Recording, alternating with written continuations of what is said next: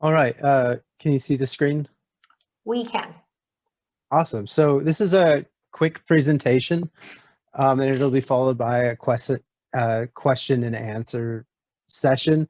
Feel free to jump in and ask questions and look for clarifications at any point. The more conversational this is, the easier it is to get through, and I think the better everyone understands. And I enjoy active participation more, so I would appreciate it.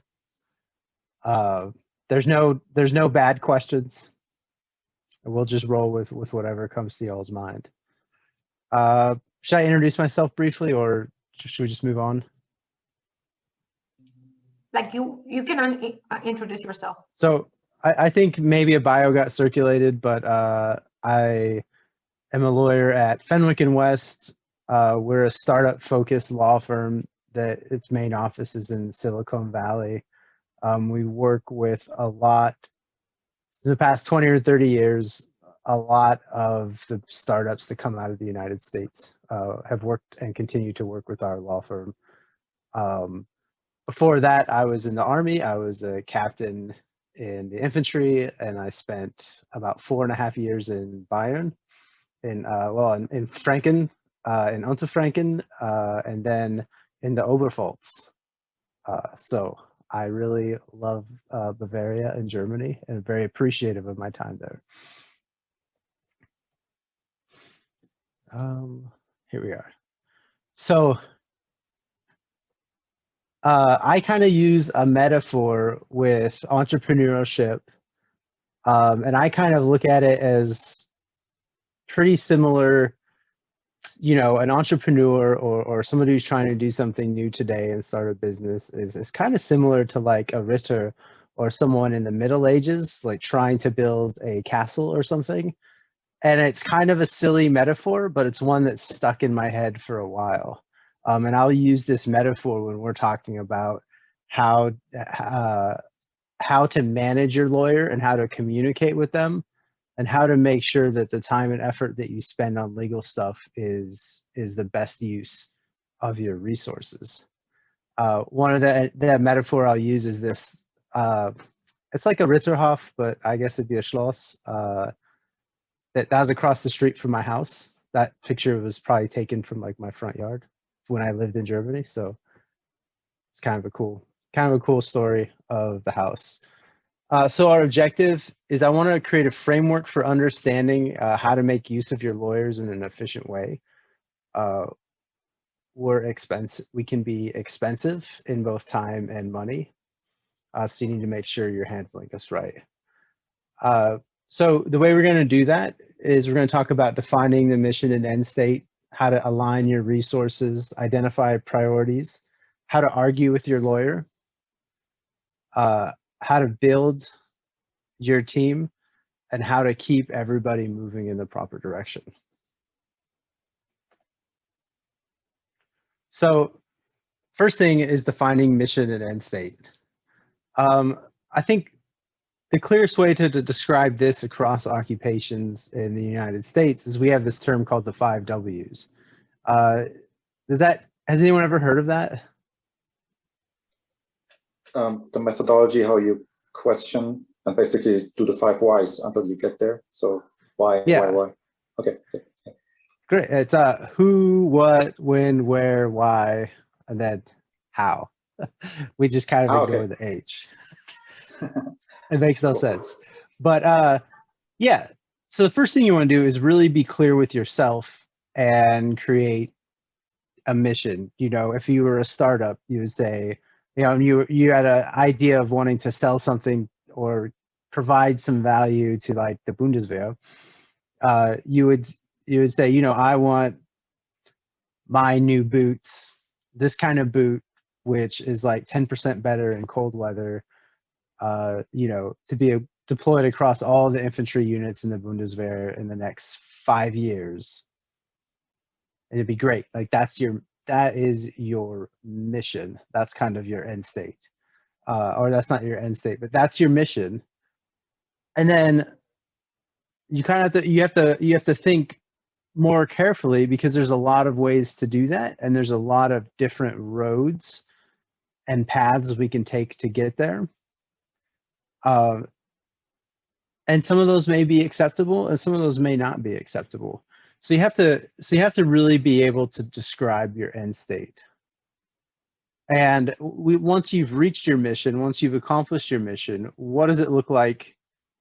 What does the surrounding environment look like? What does your position and situation look like when you've accomplished that mission? And some of the things I like to think about is the impact on the market, right? Like, what change have you made in the market? What does this look like? Who has this product?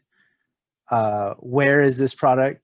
You know, what is this just going to be in Europe, or do you want it to be in the United States? How much money are you going to make? You could accomplish your mission and get your product in the market you want it to be, but then you don't own any of the company. So you have no money. Or how much money is it that you want to get? If you're saying, hey, I want to do a startup and have 100% of the money, I don't know. That's going to change things like your timeline. That's going to change things like your market access. That's more maybe the Mittelstand route. If you're looking at, maybe money isn't as important to you. Maybe ownership and control are the things that are most important to you. And those things often are hand to hand, but sometimes they can be quite separate.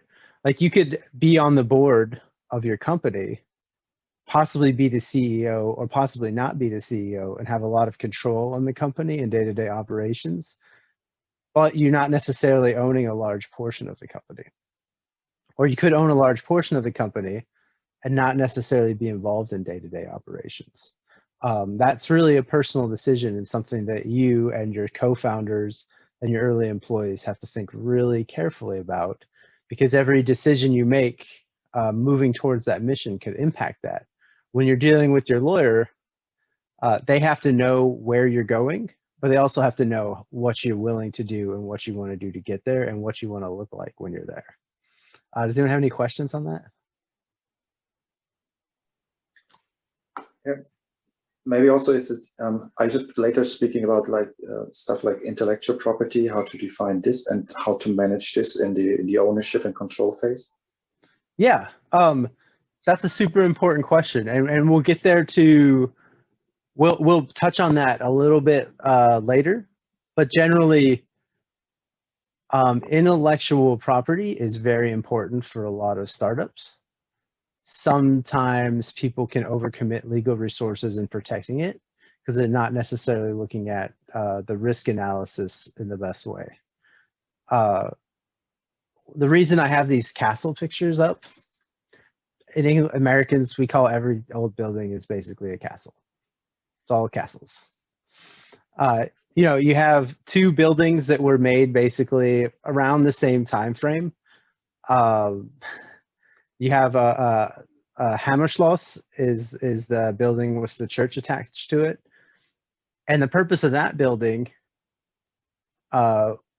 was to protect a water mill and to protect a road, to protect a bridge across the Heidenab in the Oberpfalz, to where they could collect tolls and taxes from people bringing iron ore on the way to Nuremberg from the iron mines.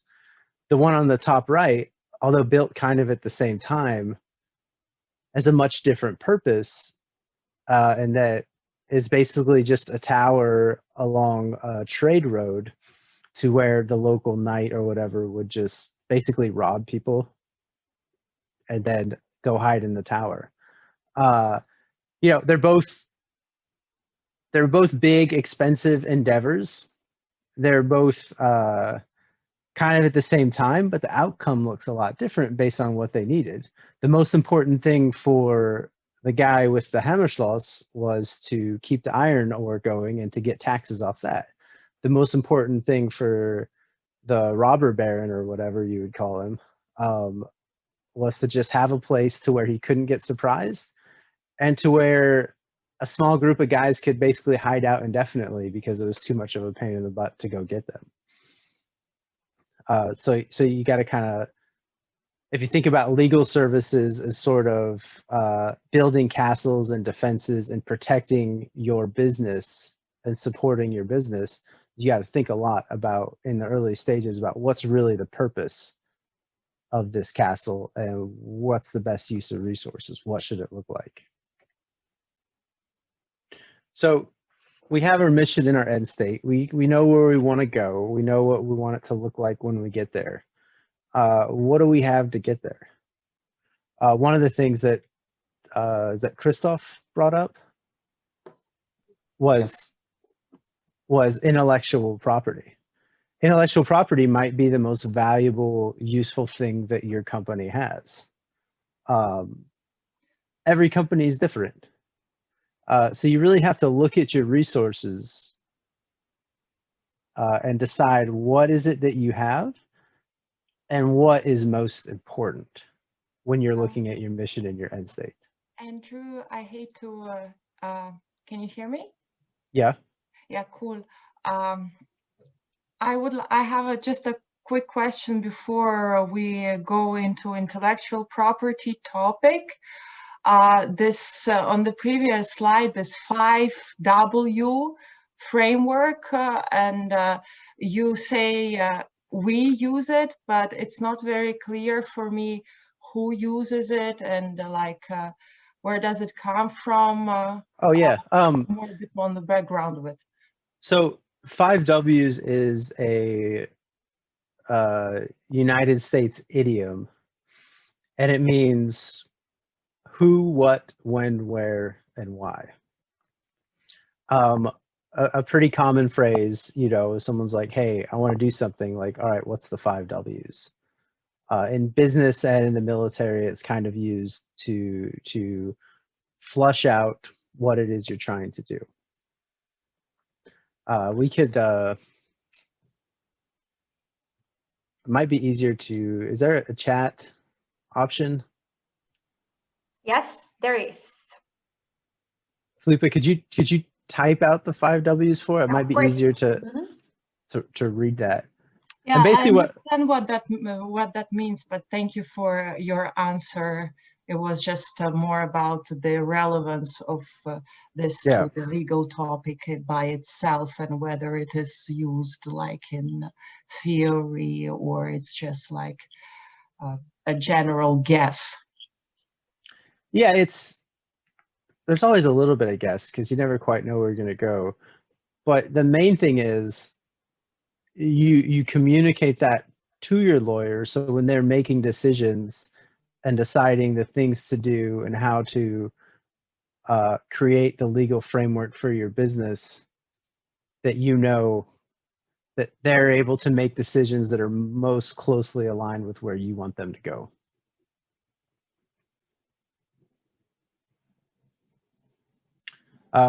So back to the aligning resources. So intellectual property might be your most important thing. The people that are working with that intellectual property may be the most important thing. Maybe the intellectual property that your people are going to create in the future is going to be the most important thing. And it's important to nail these resources down as far as what to protect, because necessarily a lot of times you're going to come into contests. These resources and taking care of these resources is going to be contested. Like if you have the best employment agreements that work for your people, it may not be the best for protecting your IP, or it may not be the best for protecting your ownership of the company, if that makes sense. And we can talk about scenarios and thoughts moving forward.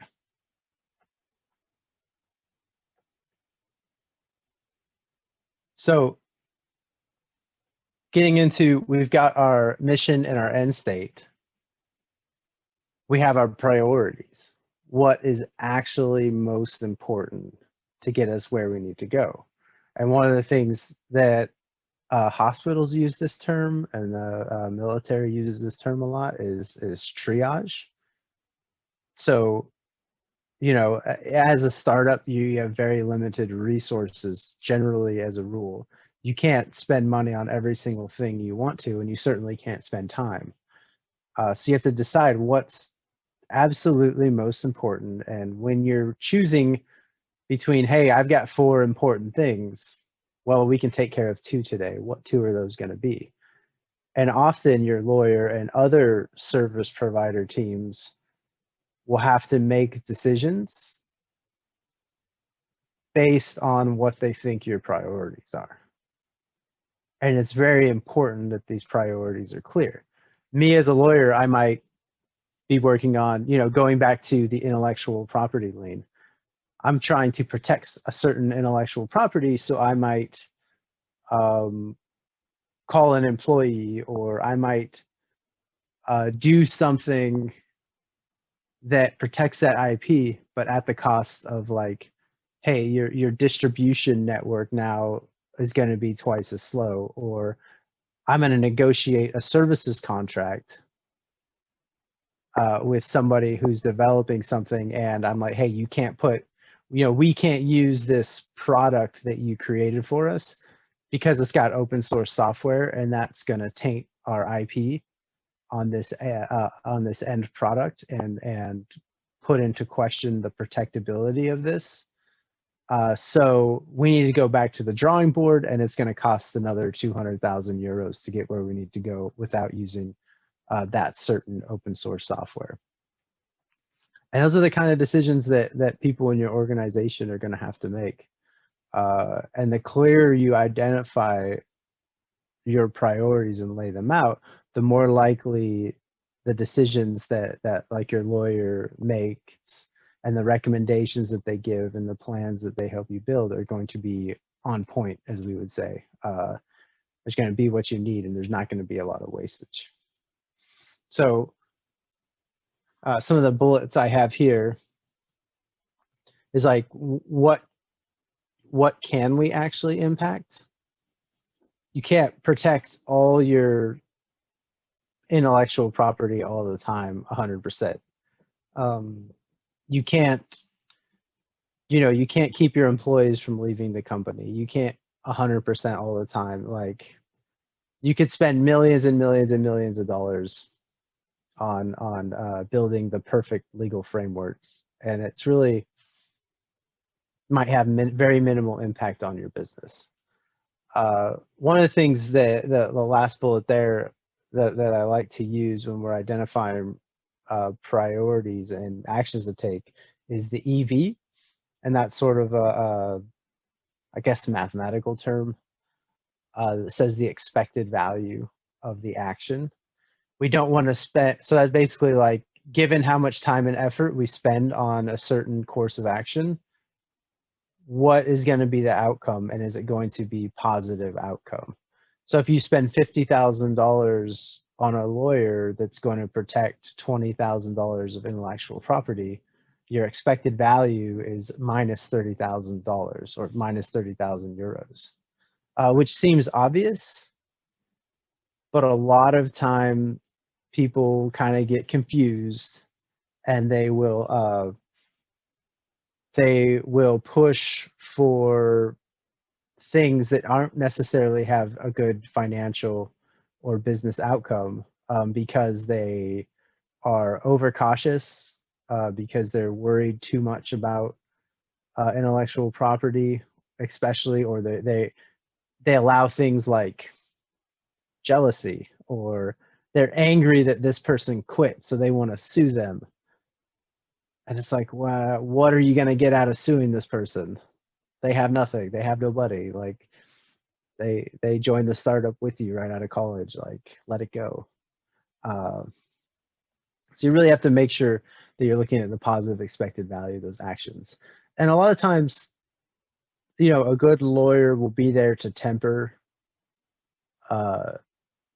ideas and to help develop alternative courses of actions, which they can very effectively do if you've clearly communicated that end state and your mission and what's most important to you. These castles, I kind of think about, like, the one on the top right looks like a pretty crappy place to live in, not very comfortable, but its purpose is pretty good. Like 5 or 6 guys with some food and water could hang out there for like a month, and pretty much nobody could do anything about it. So it's in a way, it's like the perfect thing, even though when compared to, you know, the big palace there in the center, which actually looks like it's probably super high standard of living back in the old days. So its purpose was probably also as a function of status, and somebody probably lived there like with their family and workers and stuff. So completely different purposes, but completely different price points as well. Once you have all these kind of sorted out, then you need to have a conversation with your lawyer or the head of your legal team, or anybody that's really going to make decisions based on law. Anybody that's going to help make the legal decisions, and then you basically need to have an argument.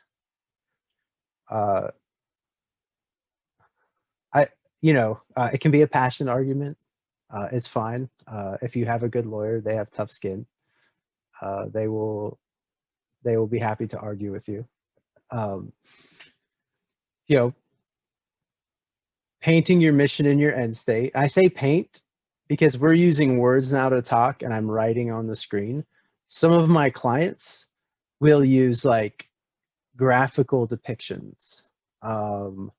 We'll use like color charts. We use a lot of different things to help communicate what they want to do and what they're trying to do. A lot of people aren't necessarily, like lawyers tend to be reading and writing focused. That's how they learn and that's how they think. Singular logic chain in paragraph format is what they do. That's not what a lot of creative people use, and that's not how they think. So you need to be able to communicate in a medium that works for everybody. A good lawyer can step out of their medium and communicate in your medium, but you need to be aware if they're struggling, and you need to help them get there, maybe, depending on the lawyer. So when you have your mission, your end state, you want to push back on their plans and ideas. Ask why, ask hard questions, build scenarios. I say war game it out, like talk through what's going to happen, talk through what you think is going to happen. Really test their ideas and your ideas, and make sure that everybody is on the same page. You want to avoid being prescriptive. A lot of times, especially with newer clients or less experienced clients, I'll get a phone call and they'll say, hey, do this loan from this company for $2 million and get it to me tomorrow. And it's like, okay, they're telling me exactly what to do. But I don't necessarily have all the information to do that. And also, that note or that loan that they want to do may not be what's best for their mission and end state. There could be legal concerns there or financial concerns that they're not aware of. A better thing would be, hey, I need to get my product to point, to be 27% better in the next year. I think I need $2 million to do that, to hire these 3 extra people and build out this thing. I need to raise $2 million. Then we can be a lot more useful in structuring a way for you to get $2 million that is in line with your mission and end state, as far as control and ownership and all those other things that we talked about earlier.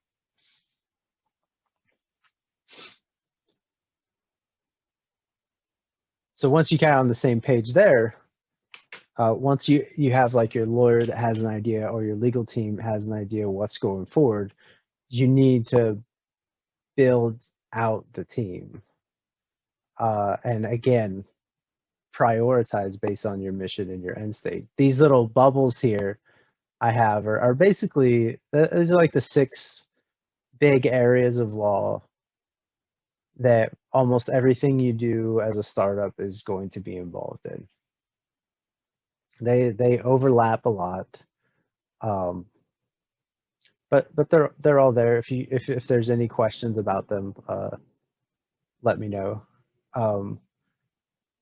But another thing people do is I run into this a lot, especially when we work with European firms, is they'll just have like a one-stop shop firm, which is efficient from decision-making standpoint, but you got to kind of wonder if people are the best. Like they'll say, hey, we use DLA Piper. I think that's one that people use in Europe pretty commonly.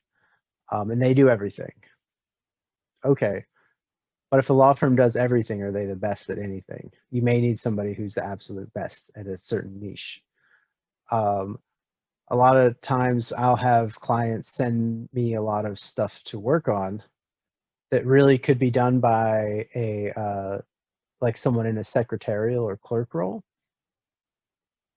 And, you know, junior associates at our firm start out at like $500 an hour, and then senior associates are like $1,000. And if you're sending them something that someone could do for $20 an hour, I don't know.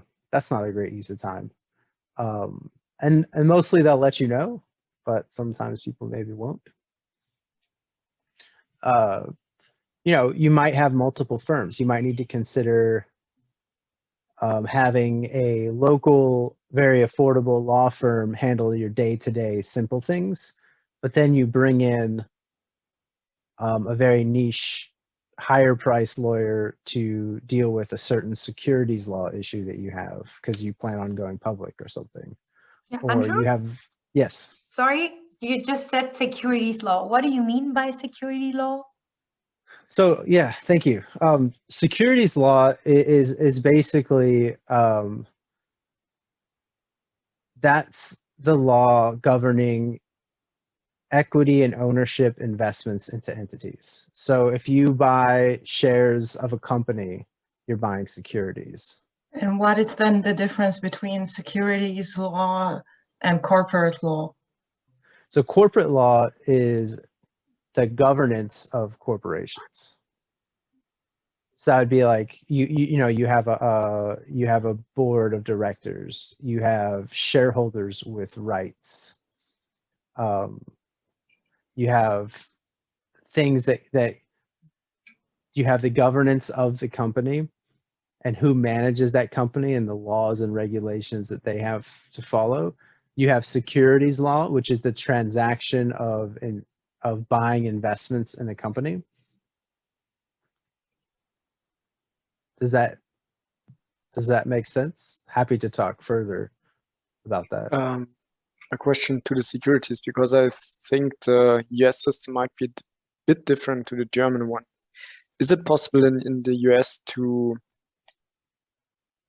buy shares of every kind of company? So it doesn't matter if it's an Amazon with is listed on the stock market, or if it's like I don't know, a coffee shop around the corner. Yeah, I think it's not the European law and German law is not too much different in United States law in that there's very different sets of law governing private placement. So like the coffee shop around the corner probably is not on a stock exchange. But you can buy like 5% ownership in the profits of that coffee shop because it's your cousin's coffee shop. So you invested 10,000 euros to help him buy new coffee machines. So that is a security. You're buying profits interest, but it's going to be governed under a very different set of laws than buying Amazon stock. Maybe to jump in here, in German it's Wertpapierrecht. So basically it covers whenever you trade, buy stock, etc., and it kind of regulates, in my humble opinion, what you need to do as a company when to trade equity and stuff. So there's some follow-up laws to basically make sure you obey, for example, stock market laws and regulations. So not, but it's not usually when it comes to like the GmbH. So it's not what we cover in Gesellschaftsrecht. So how you set up your entity, but it's when you start talking about equity, then this comes to. And in the United States, at least, the purpose of the law kind of came about to protect consumers. So if you do private placement, where somebody who knows about the company and can make an informed decision based on direct knowledge, usually, or expertise, the laws are a lot looser, and they're a lot less strict than the rules that a company has to follow to sell its shares to a wider public, because the public is, as the government sees, needs to protect people who can't make as good a decision. Like, we don't know what's going on in Amazon, but you can text your cousin anytime and ask him about what's going on with the coffee shop. And that's the theory behind the law. And in the United States, you have national federal law, and then you also, every state where you do business or have a shareholder, you have to follow their securities laws as well. And we have lots of states.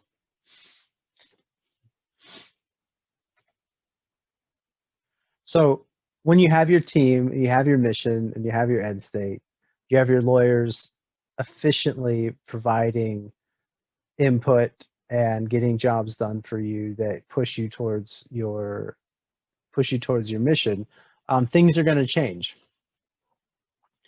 There's going to be frictions and tensions. When the lawyers are hammering out deals and, tightening up your IP and your employment agreements, helping you issue securities, we're going to create friction with other priorities.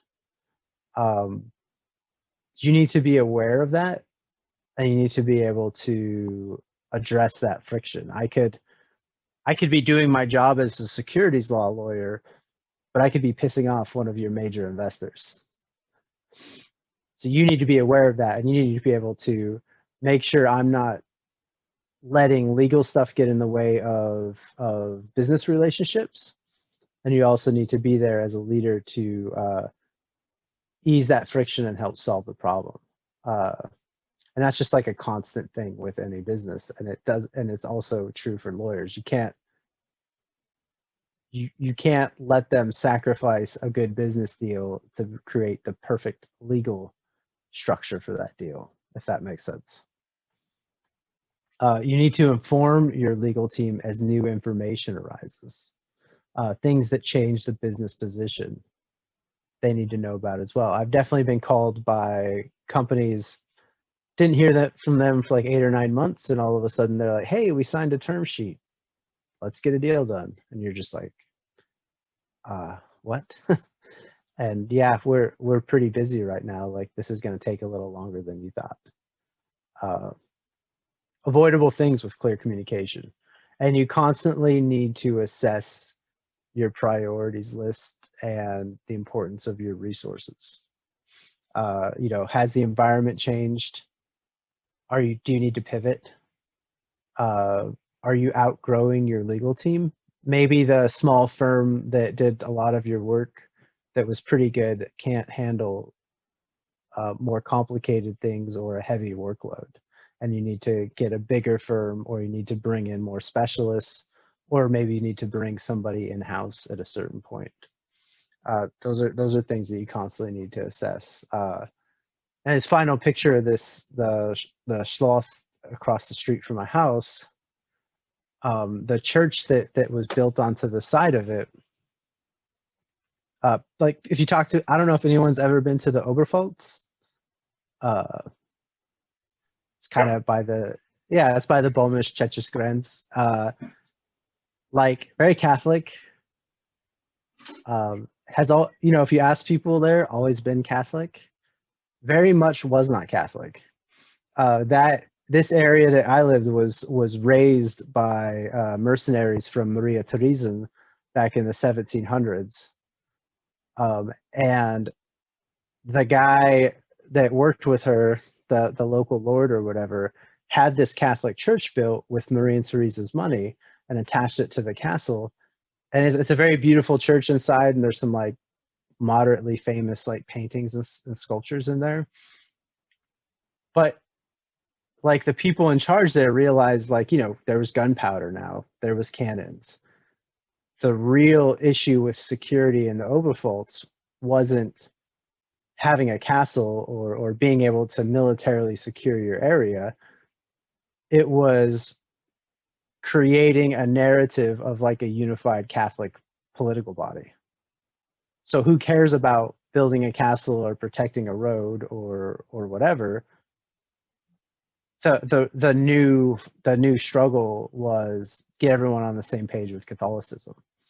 And so, you know, what used to be pretty hardcore Hussite Protestant kind of area became 100% Catholic, as far as I know. Because I think those little like artifacts show, although, you know, talking about religious stuff, whatever, it was very perceptive by the people that built that church, and probably an extremely effective use of limited resources. And finally, questions, conversation.